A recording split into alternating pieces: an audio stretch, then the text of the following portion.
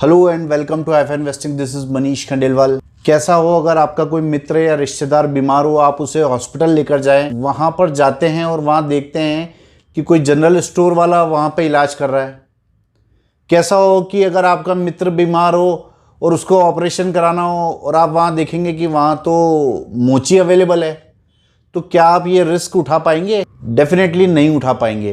तो उसी तरीके से आप ऐसा क्यों सोचते हैं कि शेयर मार्केट में बिना रिस्क मैनेज किए हुए आप पैसा कमा सकते हैं? तो आज मैं जो आपको सिखाने वाला हूँ वो ये सिखाने वाला हूँ कि आप अपने पैसे को कैसे मैनेज कर सकते हैं मार्केट में। किस तरीके से, अगर आपने किसी स्टॉक को 10 रुपये में बाय किया हुआ है और वो स्टॉक नीचे भी चले जाता है और वापस अपने भाव पर भी आ जाता है, तो भी आप पैसा कमाने में कामयाब हो सकते हैं। ये सिर्फ और सिर्फ किसके बदौलत है? रिस्क मैनेजमेंट और डिसिप्लिन के बदौलत।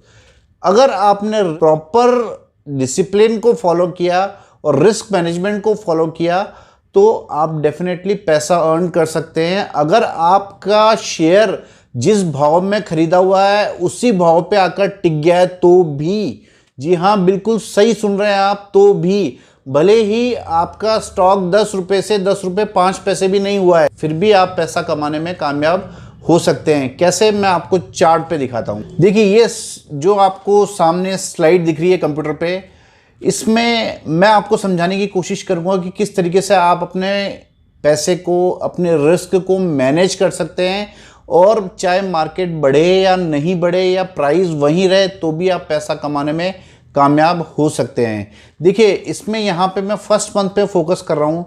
अगर फर्स्ट मंथ में अगर आप इन्वेस्टमेंट कर रहे हैं, पहली बात तो ये है कि आपको डिसिप्लिन होना पड़ेगा, एक पूरा डिसिप्लिन रखना पड़ेगा कि आप रेगुलर इन्वेस्टमेंट कर रहे हैं तो एक समय बांध लीजिए कि जैसे आपको पर मंथ इन्वेस्ट करना है, 15 तारीख को इन्वेस्ट करना है या उसके 20 तारीख को इन्वेस्ट करना है, तो आपको ऐसा एक डिसिप्लिन फिक्स करना पड़ेगा कि मुझे हर हफ्ते इन्वेस्ट करना है, एक बार इन्वेस्ट करना है या महीने में 4 बार इन्वेस्ट करना है। तो इस तरीके से आपको एक प्रॉपर डिसिप्लिन बनाना पड़ेगा कि मुझे रेगुलर इन्वेस्टमेंट करना है। पहला डिसिप्लिन तो ये बनाना पड़ेगा।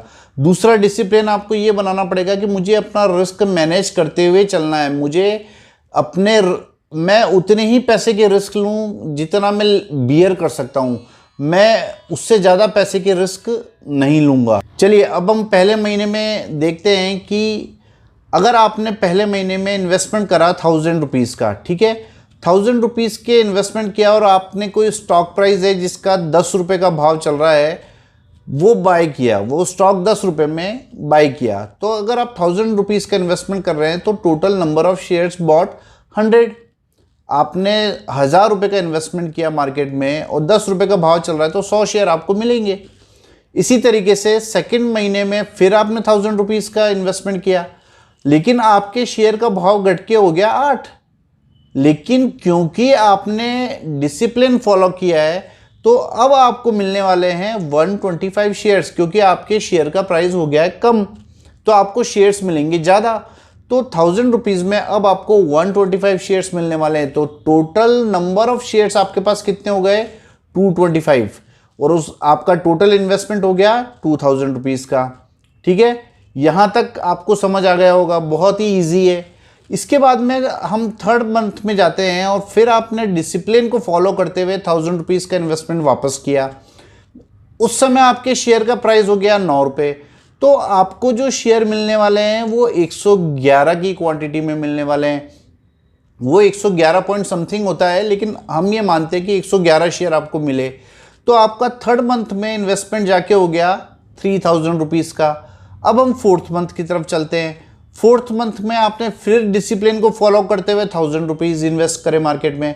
उस समय आपके शेयर का प्राइस वापस 10 रुपये आ गया।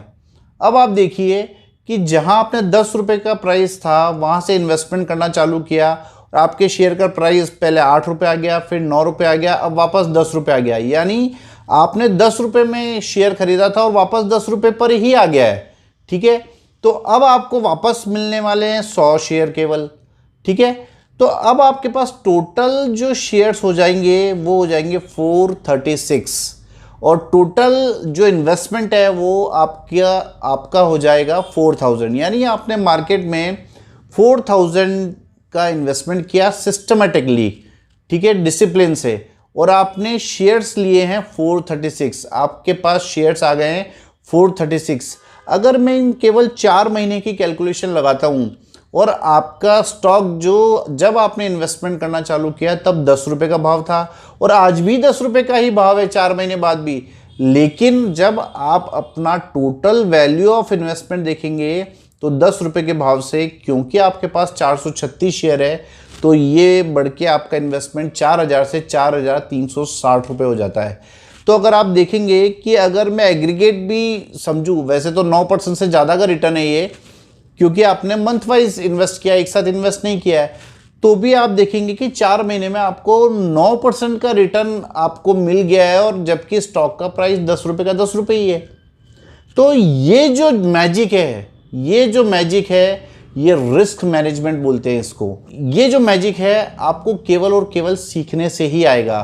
तो आप चाहे मुझसे सीखें, चाहे किसी से भी सीखें, अगर आप शेयर मार्केट में इन्वेस्टमेंट करते हैं तो मेरी रिक्वेस्ट है कि आप प्रॉपर नॉलेज लेके सीखिए, उसमें प्रॉपर कैसे एंट्री लेते हैं, स्टॉक्स में कैसे एंट्री ली जाती है, कैसे स्टॉप लॉस रखते हैं, किस तरीके से टारगेट्स लिए जाते हैं, किस तरीके से अपने रिस्क को मैनेज किया जाता है। ये बहुत ही इंपॉर्टेंट पार्ट है। इसका मैंने एक बहुत छोटा सा उदाहरण आज आपको समझाया। तो ऐसी बहुत सारी नॉलेज की जो गहराइयाँ हैं वो टेक्निकल एनालिसिस में होती है। तो मेरे ख्याल से अब आप सीख गए होंगे कि रिस्क को किस तरीके से मैनेज किया जाता है।